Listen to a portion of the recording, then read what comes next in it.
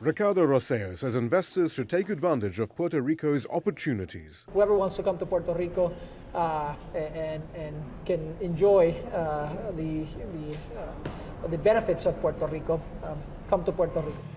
The governor plans to privatize Puerto Rico's electricity grid, though how shareholders will make a profit even as they invest in a reliable electricity source for all hasn't been explained.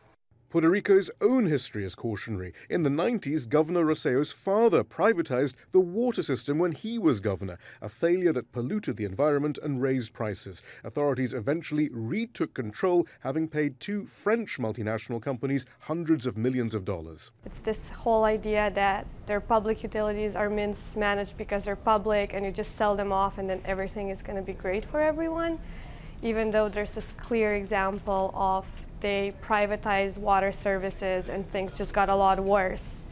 So why do you think it's not mentioned? Because all the people involved in this privatization process and the banks and the advisors, they all get paid out of the fees. There is a suspicion that what's being attempted is a classic case of what's known as disaster capitalism, the use of the aftermath of a natural disaster to push through the privatization of essential services, something Wall Street always wants but can't always get due to democratic popular opposition.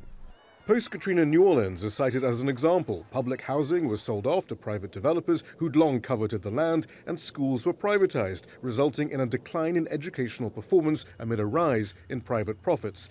And Governor Rosello has already said he intends to privatize Puerto Rico's schools. Millions and millions of dollars of our public debt are not invested in our school, are not money invested in our health system, where money earned by this financial institution.